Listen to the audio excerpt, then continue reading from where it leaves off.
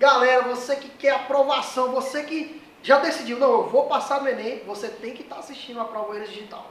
Se não assistir, meu amigo, é sério. Praga do professor Paulo Sérgio, não vai nem passar. Beleza? Tô brincando, galera. Vem aqui com a gente. Nós somos número 1 aqui de Oeiras na aprovação. Então vamos nessa! Galera, professor Paulo Sérgio, Química, funções orgânicas aí para vocês. Galera, sempre é garantido uma questão de funções, reconhecimento de funções orgânicas no Enem. Então você tem que ter uma ideia muito boa de funções para você não vacilar nessa questão, arrebentar na prova de naturezas e ó, com certeza garantir aquele passaporte tão sonhado para o seu curso. Qual é o seu curso? Qual é o curso que teu desejo? É odontologia? É medicina? É engenharia? É direito? Você quer ser professor? Tem que fazer o Enem, né? E com a gente você vai conseguir essa vaga. Vamos nessa. Galera, então aqui nós temos, por exemplo, uma dupla de oxigênio ligada ao carbono, certo? E aqui no caso seriam 2 carbonos também. Este grupamento nós chamamos de carbonila. Carbonila. A carbonila, quando está entre 2 carbonos, nós chamamos de cetona. Show! E a mesma carbonila, vejam que eu tenho uma carbonila também aqui. Só que eu não estou entre carbonos, eu tenho carbono em uma ponta e o hidrogênio na outra. O nome disso é aldeído. Aldeído.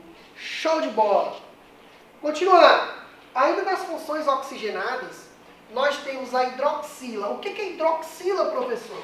Hidroxila é este OHzinho aqui, ó. Essa hidroxila, quando está ligada ao carbono que só faz ligações simples, esse carbono nós chamamos de saturado. E aí nós vamos chamar essa função de quê? De álcool. Álcool, beleza. Professor, e a hidroxila quando está ligada em um carbono que faz duplas ou triplas ligações? No caso aqui é uma dupla ligação. É um carbono insaturado, então não chamo mais isso aqui de álcool. Eu chamo isso daqui de enol. Enol não é álcool. E quando eu tiver essa hidroxila, professor, ligada em um anel aromático ou no benzeno, eu vou chamar isso daqui de quê? Fenol. Vou apagar aqui para ficar mais bonitinho de vocês verem. Fenol, perfeito. Agora nós vamos chegar nas funções nitrogenadas. Vamos derivar as funções. Essas funções, nós vamos derivar elas da amônia. A amônia, ela pode formar aminas ou amidas, que no caso são essas daqui que estão mostradas para vocês. Nós temos aqui o grupo NH2 ligado somente a um carbono. Então eu tenho uma amina primária, porque ela se liga somente a um carbono. Nesse segundo caso, o grupo de nitrogênio, ele está ligado a 2 carbonos. Então aqui nós temos uma amina secundária. Certo?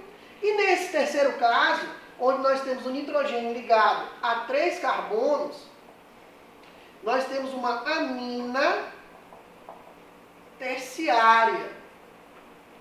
Perfeito? Ah, professor, mas você disse que não era só a amina que derivaria da amônia. Você também teria a amida. E a amida é esse grupamento aqui, onde você tem novamente a carbonila, só que ligada ao grupo NH2. Aí você tem uma amida. Amida. Veja que a amida, ela tem uma dupla de oxigênio com carbono também. Só que eu sei que é complicado, então existe uma paródia para que você consiga aprender. E essa paródia quem fez fui eu, viu, professor Paulo Sérgio? Eu fui lá nos Estados Unidos e falei com Justin Bieber. Eu acredito que vocês gostam de Justin Bieber. Aquela música Love Yourself, Justin Bieber. Eu peguei e falei, ó, eu vou transformar essa música em quimiquez e vou fazer a parada acontecer para vocês entenderem, para arrebentar no Enem. Vamos lá então. Ela vai funcionar da seguinte maneira, a paródia. Assim, ó. Funções orgânicas eu vou te ensinar, para na prova você arrebentar. Preste atenção para não vacilar. Cetonaldeído tem a carbonila. Você acha que complicou, mas tenha calma porque agora que vai começar o show da química orgânica. das funções nitrogenadas, derivadas da amônia, você tem amidamina, não confunda essas meninas. C dupla O eu encontro na amida. E na anina, o radical alquila. Amina eu vou classificar em primária, secundária, terciária. É impossível de errar funções orgânicas. É assim, facinho pra mim. E no Enem eu vou gabaritar. A função álcool não pode faltar. A hidroxila ao carbono vai ligar. Mas o carbono tem que ser saturado. Se insaturado não é classificado. Funções orgânicas é assim, facinho pra mim. E no Enem eu vou gabaritar. Valeu, galera! Essa é a dica de hoje. Espero que vocês tenham gostado da aula. Chama os colegas para aprender essa paródia. Assiste novamente a aula para você poder arrebentar no Enem. Valeu e até a próxima aula.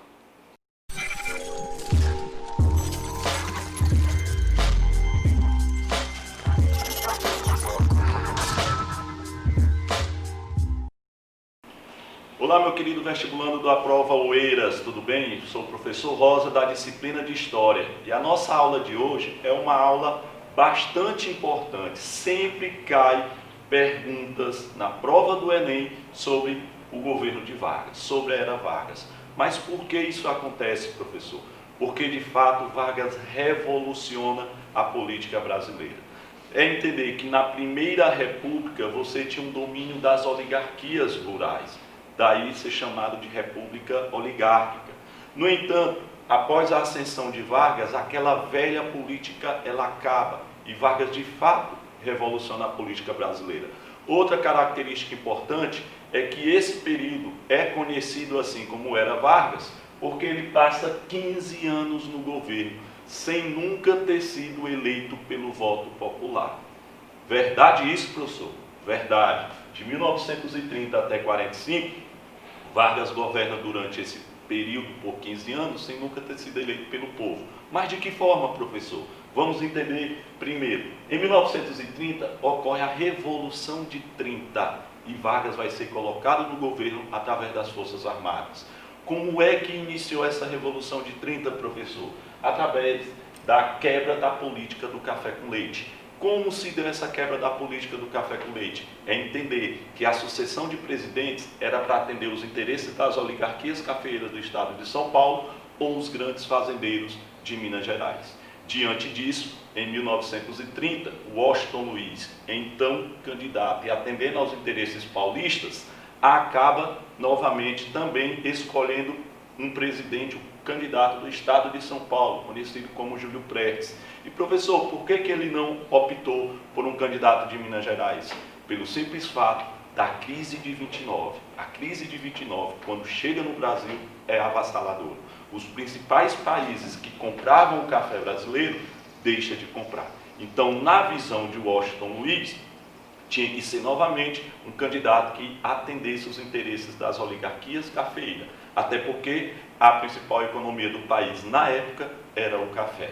Diante disso, a Revolução de 30 acontece quando será criada a Aliança Liberal, liderada pelo estado de Minas Gerais, Rio Grande do Sul e Paraíba, e escolhe então como candidato Getúlio Vargas. Após a morte de João Pessoa na Paraíba, o Exército, as Forças Armadas e a Aliança Liberal colocam a culpa em Washington Luiz e Júlio Prestes. Diante disso, é realizada a Revolução de 30 e Vargas chega ao poder, chega ao governo.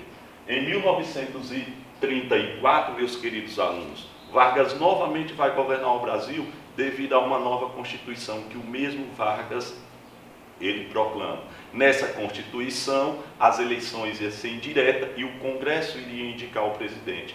E novamente, Vargas tinha o apoio de todo o Congresso e novamente Vargas irá governar o Brasil. De 1934 até 1937, você tem um segundo governo do Vargas conhecido como constitucional. E já de 1937 a 1945, você vai ter um governo conhecido como Estado Novo.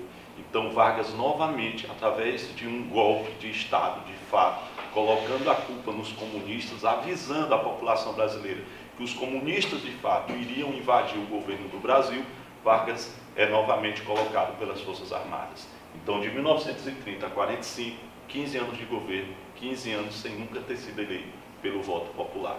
Diante disso, meus queridos alunos, o primeiro governo do Vargas ele é conhecido como governo provisório. Por que é provisório, professor? Porque o Vargas não vai governar o Brasil tendo como base a Constituição de 1891, aquela Constituição da Primeira República Brasileira. Ele vai governar através de decretos-leis. Por isso que esse seu primeiro governo é conhecido como provisório. Lembra que eu falei que Vargas de fato revoluciona a política brasileira? Pois bem, ele vai tirar todos os governadores e colocar pessoas de sua confiança, conhecido como interventores. É diante disso, da escolha desses interventores, que vai iniciar a Revolução Constitucionalista de 1932 no estado de São Paulo. Por quê, professor? Porque Vargas pega o interventor de Pernambuco e coloca no estado de São Paulo para governar o estado.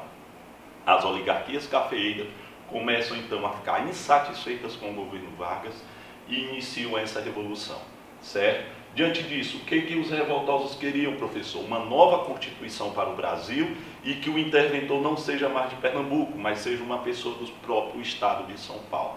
Dentro dessa Revolução Constitucionalista, meus queridos vestibulantes, lembrem do movimento MMDC. Que movimento foi esse, professor? A morte de 4 estudantes de São Paulo, Martins, Miragaia, Drauzio e Camargo, dentro do contexto da Revolução Constitucionalista, ok? Ao final dessa Revolução Constitucionalista, Vargas, de fato, elabora uma nova Constituição brasileira, que seria, de fato, a terceira Constituição do Brasil e a segunda Constituição da República, ok? E, diante disso, o próprio Estado de São Paulo passaria, então, a nomear o seu próprio governador. Então, nesse governo constitucional de Vargas, inicia em 1934 e vai até o ano de 1937. Quais as principais características, professor? Vargas, então, cria as leis trabalhistas. Dentre as principais características dessas leis trabalhistas, você tem a implantação do salário mínimo, 13º e férias remuneradas.